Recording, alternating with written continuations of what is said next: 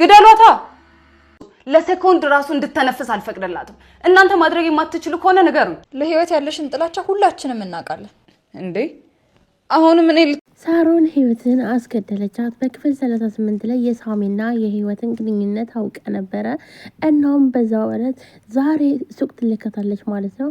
ሱቅ እንድላከቻት ለአጋቾች ትደውልና ይሄው አሁን ሱቅ ልከታለው በሉ ያዟትኝ ትላለች ማለት ነው። እና ምን እናድርጋት ይሏታል። እንዴት ጠይቀኛለህ? ይሄንን ግደሏት፣ ቆራርጧት ትላለች። ምተኛል አይደለ? ገና ድሮ ነበር መግደል የነበረብኝ እጅ ውስጥ አድርጌ እንድትኖር አድርጋታለሁ። አሁን ግን በፍጹም አላልፋትም። ለሴኮንድ እንኳን እንድታነፍስ አልፈቅድላትም። እናንተ ማድረግ የማችሉ ከሆነ ንገሩኝ፣ እኔ ራሴ መጥቼ እቆራርጣታለሁ ትላለች። እንግዲህ ሳሮን ጨካነኛ፣ በጣም ጨካኝ እንደሆነች እናውቃለን። ዛሬ ግን የመጨረሻ ጨክናባታለች። ስልኩን እንደዘጋች ቀጥታ እየሮጠች ነበር የወጣችው። እናም ስትወጣ ዳዊትን በር ላይ ታገኘዋለች። ዳዊትም አላወራችውም፣ ገፍትራው ነበር ሄደች። ዳዊትም እንዴ ቆይ ልጅቷ ምን የሆነች ነው? በቃ ላይ የላትኝ አበደች። ወይኔ እህቴን አጣዋት። እናቴ ልጅሽን አትሻታል፣ ልጅሽ እያበደች ነው ይላል። እናም መንገድ ላይ ዳዊትም የህይወትን ሻርፕ አግኝቶ ነበር። እንዴ ቆይ ይሄ ደግሞ እንዴት ሊሆን ይችላል? ህይወት አውቃ ጥለው ነው ወይስ ምንድን ነው እያለ ሻርፑን በእጁ ይዞ ነበር የገባው። እናም ሳሮንም ያው ተጣድፋ ሄዳለች። ነገር ግን የልትሄድ ነው ብሎ እንኳን አልጠየቃትም። ዳዊትም ወደ ውስጥ ይገባና ሁሉ ክላስ ገብቶ ሲያይ ህይወት የለችም፣ ሄሩትም የለችም፣ ሳሚም የለም፣ ማንም የለም። እና ሁሉም ክላስ ገብቶ ያይና ዞር ይልና ቆይ ግን ምን የተፈጠረ ነው? ህይወት ሴትዳ ነው ይላል። እናም ሳሚ ይመጣል። ሳሚ ሲመጣ ዳዊትም ቁጭ ብሎ ቆይ ግን ለምንድነው ውስጤ ሲጨናነቅብኝ ያለው ይላል። ሻርፑን በእጁ ይዞታል። ግን ህይወት የሆነ ነገር ሆናለች ብሎ አልጠረጠረም። እሺ ቆይ ህይወት ስለምን ስልኳ አይሰራም? እዚህ ቤትማ የሆነ መንፈስ ገብቷል እንደዚህ የሚያጨናንቀን ይላል። ብቻ ምን እንደሚሻል አላቅም ይላል ዳዊትም። እናም ሳሚ እየሮጠ ይመጣል። ቆይ ምንድነው ደግሞ አንተ ደግሞ የሩጫ ውድድር አለብህ እንዴ ይላል። ቶሎ ብሎ ህይወት የለችም ይላል። የለችም። አንተም ደውላልህ ነበር ይለዋል ሳሚ። እንዴት ይላል። ደውላ የሆነ ነገር ልታወራኝ ስትል ስልኩ ተዘጋ እና እኔም መልሽ ስደውል ስልኩ አይሰራም። እናም የሆነ አደጋ ውስጥ ገብታለች ማለት ነው። ድምጿም ልክ አልነበረም ይለዋል። ዳዊትም እና ታዲያ የሆነ ነገር ኩሽ ባለ ቁጥር ለአንተ ነው ደውላ የምታሳውቅህ? አንተም የኔ ጀግና አታሳፍራትም፣ እንደ አቦ ሸማኔ እየሮጥክ ትሄዳለህ ይለዋል። ይህ ማለት እንግዲህ ሳሚና ዳዊት ይነቋቆራሉ። ምክንያቱም ሳሚም ስለ በድሮ ፍቅረኛው ስለሆነች፣ ዳዊትም በአሁን ሰዓት ስለሚያፈቅራት ለዛ ነው እንግዲህ ዳዊት እኔ እየቀለድኩ አይደለም፣ ህይወት እዚህ ከሌለች አደጋ ውስጥ ነች ማለት ነው። ምንድነው አንተ የምትለው ይለዋል።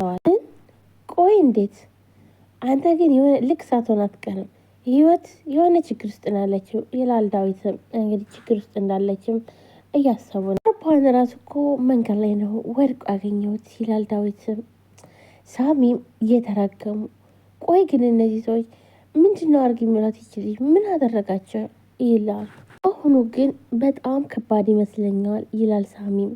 ዳዊትም በጣም ስችትልና ምን አባታቸው ሆኖ ነው ወይ ግን ከሷ የሚፈልጉት ምን ፈልገው ነው ይሄን ያክል የሚያሰቃዩት ይላል። አይ ሳሚ ቆይ እኔ ባውቀውማ ምን አስጨነቀኝ ይላል ሳሚም።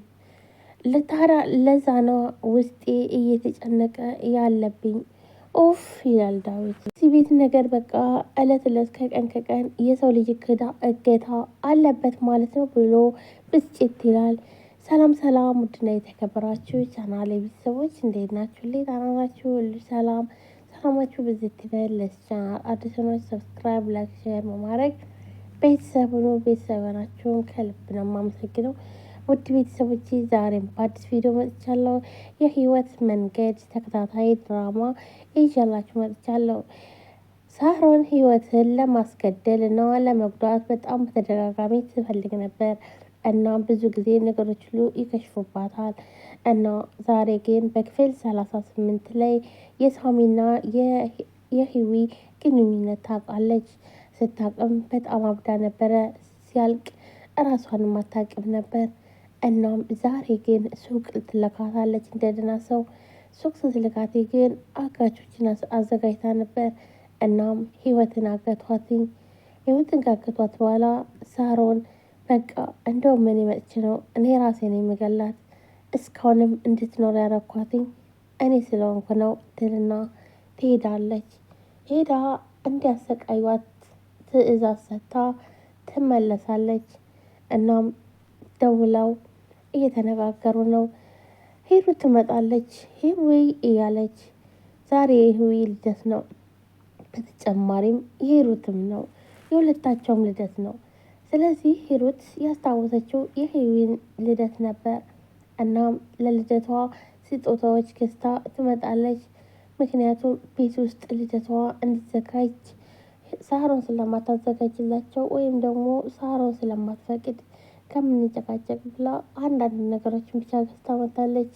እናም እየጠረቻት እያለ እሷ ግን የለችም። እናም ሳሚ የሆነ ቢላ ይዝና የሴት ልብስ ፊት ለፊቱ የሆነ ሸርጥ ነገር ያደረግና እመት እያለ ይመጣል። ለዛሬ እኔን ተከታኛለች። አይ ሳሚ ሁሌም ቀልድ፣ መቼ ነው ሰው የምትሆነው ትለዋለች። ህይወት ሴት አለች፣ ህይወትን ጥራት፣ ለልደቷ ሰርፕራይዝ ላደርጋት ነው ስጦታ ገዝቻለሁ። መቼም እዚህ ቤት ሳሮን እያለች የሷ ልደት ማክበር አንችልም ትለዋለች። ማለት ነው የለችም አሁን ይላታል። ይህ ደግሞ ምን ማለት ነው ትለዋለች። አላቅም ግን እንዳሰብነው ነገር ከሆነ ሳትታገት አቀርም ይላል ሳሚ። አሁንስ ሳሚ ቀልደ እጅ ላይ አሁን ጥራት እሺ ትለዋለች። ጥራትና ለልደቷ የገዛውላትን ስጦታ ልስጣትኝ ትለዋለች። ወይኔ ዛሬ ለካ ልደቷ ነበር ይላል ሳሚም። ሂሩት ሂዊ የት እንዳለች አላቅም ደውላልኝ ነበር እና ምንም እንዳለች ሳልሰማው ስልኩ ተዘጋ ይላታል። ብታስታውሰው ነበር የሚገርመኝ ትለዋለች ሂሩት። በተደጋጋሚ ስደውልላት ከዛ ወዲህም ስልኳ አይሰራም ይላታል። እናም ዳዊትም ውጭ ላይ የሷን ልብስ አግኝተዋል ይላታል። እናም እሷን በጣም ትጮህና ምን ቆይ እንዴት ምንድን ነው ትላለች። የሆነ ውስጥ እንዳትገቢ ብሎ ዳዊት እየፈራልሽ ነበር ይላታል። ቆይ ግን መቼ ነው እዚህ ቤት ውስጥ የሰላም ህይወት ማሳለፍ የምንችለው ትለዋለች ሂሩት። ዳዊትም ማለት ሳሚን ብድግ አድርጎ እሱ የኔም ጥያቄ ነው ይላታል። ህፃኗን የወሰዱ ሰዎች ናቸው እርግጠኛ ነኝ። እስካሁን ድረስ ግን ሳሚ ሌላ ምንጭ የለም ትለዋለች። ምንም አይነት ምንጭ እንደሌለ ይነግራታል። አሁን እንግዲህ ምንም ነገር የለም ይላታል። ወይ ጣጣ አሁን እሺ እንዴት አባቴን የማደርገው ትላለች። ሳሚን ብድግ አድርገው አትጨነቂ እስካሁን ድረስ የተሳካ እገታ የለም ይላታል። አጋጆች ራሱ በእርሱስ የደነዘዙ ናቸው። እናም አሁንም ቢሆን ምንም አያረጓትም፣ ጥርሳቸው ያለቀ ነው ይላል ማለት ነው። እሱን ደግሞ በምን አወቅ ትለዋለች። ዳዊትን ያስመለጥኩ ቀን ያኔ ሳያቸው ምንም የለም ጥርሳቸው፣ በቃ አንድ ጥርስ ብቻ ነው ያለ ይላል።